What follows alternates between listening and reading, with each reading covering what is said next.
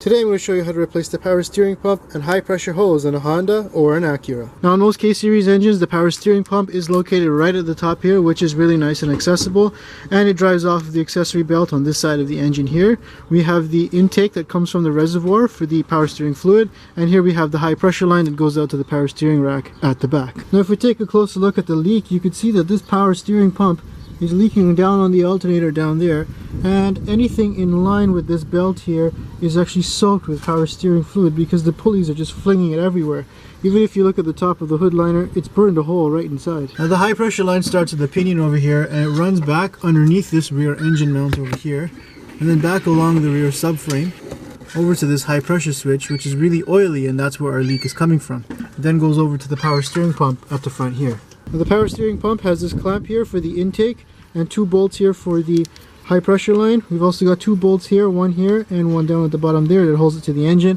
But first, before all that, we need to take this belt off by loosening up this pulley. So to loosen up the belt, I'm going to come in with a 14mm wrench, and then I'll just bring in an extension wrench here to double wrench this and pull until the belt comes slack, and then I can just work this off of the power steering pulley.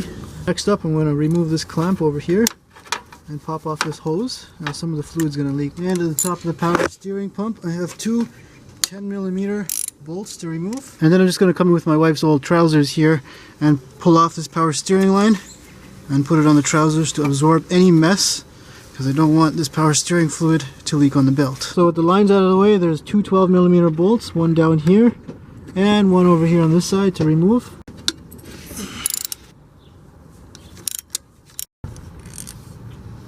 Bolt is out, and then I can remove the pump from the vehicle. And look at all the mess that this pump has left.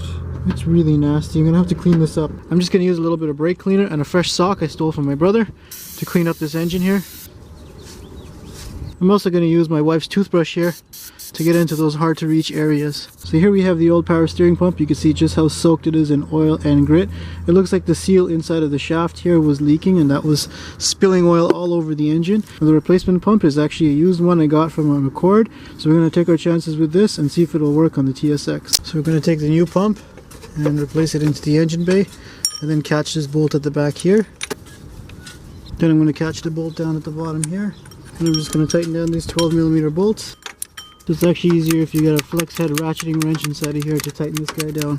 And we'll just tighten this guy down and just snug that down nice and tight. So here's a closer look at the high pressure switch where it's leaking. We have a 10mm bolt that holds the steering line to the bracket over here.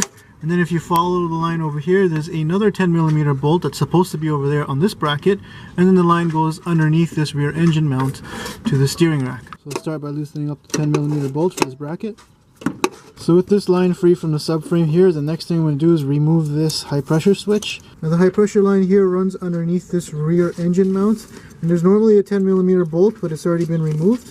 So I'm just going to undo this bracket over here. Now to get to where the high pressure line connects to the pinion, I need to remove this fuse box so I can get in there with my hands. So there's two 10mm bolts that hold the fuse box on. You might also want to remove the air box or the air filter if so equipped. So now with the fuse box out of the way, if we take a look in behind these wires and hoses here, I've got my 19mm wrench already attached to the power steering line where it goes into the rack and pinion. To get myself more leverage, I'm just going to put this pipe over the wrench here and then try to break that free.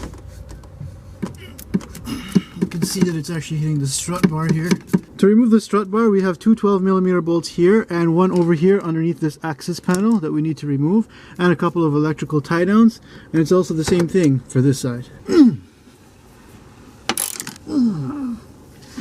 And it definitely helps to have a magnet to get that nut out. And with the strut bar loose, I'm just going to drop it down and remove the strut bar. Alright, so I got the fuse box tied out of the way, and I just use my extension here on a crescent wrench that's attached to the nut on the end of the line, the steering rack. I'm able to move it. So coming in from the driver's side, I've got my 19mm wrench that's on the flare nut for the power steering line that goes to the rack. I'm just going to loosen that up. Now looking in and between here, we have the steering line now loose from the rack and pinion. Now back at the top of the engine, there's a 10mm bolt that I'm going to remove. Alright, so looking in and behind the engine here, we have the line completely disconnected from the vehicle. If I reach in here, it's really loose, but it does run underneath this engine mount over to the other side here. So I'm just gonna have to try to fish it through. Gonna have to do a little bit of jiggling and bending to get it to come out. There we go. And then I can remove the entire line. So here I've got the old line removed from the vehicle. You can see this area here was really oily and it was either leaking from this crimp or from the power steering switch. This is my replacement line that I'm going to be using. It's much drier, so I'm assuming it's not going to leak. Got it for like $5 in the junkyard. I'm going to feed the replacement hose back down into the engine bay here. Alright, so the junkyard power steering line seemed to not work out that well because it's a bit bent up compared to the OEM one.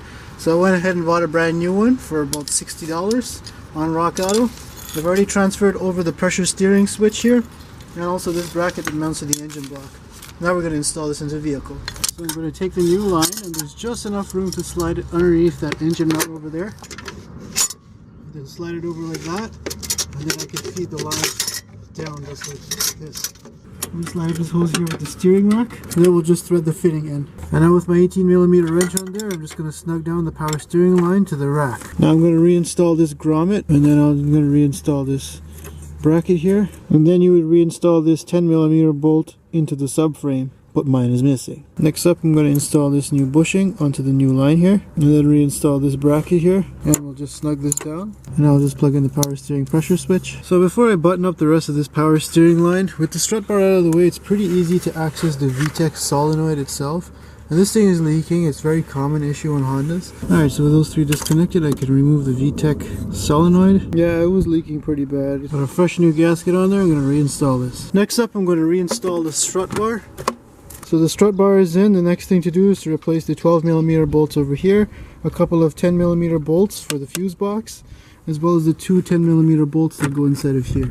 So we're just going to tighten down this 12mm nut over here and tighten down these 12mm nuts on this strut. Next up, I'm going to install this 10mm bolt into the engine block that holds this bracket on. And the last step is to reinstall the new power steering hose. It's got a new O-ring on it into the power steering pump. And then replace these two 10mm bolts. And then we'll just snug those down nice and secure. Now I'm going to replace the fuse box. So now I'm going to tighten up the belt tensioner here to get me some slack. Enough to put this.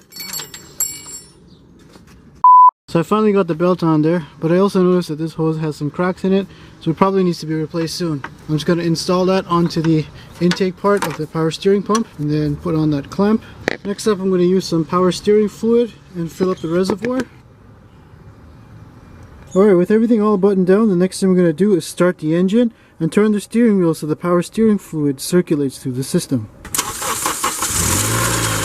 And then I'm going to check the area around the pump for any immediate leaks or any strange noises. You're going to smoke a bit if you didn't wipe down that rear subframe where you drip power steering fluid.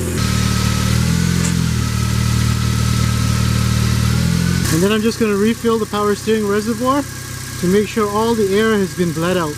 And that's how you fix a power steering leak on your Honda or your Acura. Make sure you subscribe if you want to see more videos just like this one. And one of my favorite features is you can actually prop the hood up at a really high angle so you can get down below.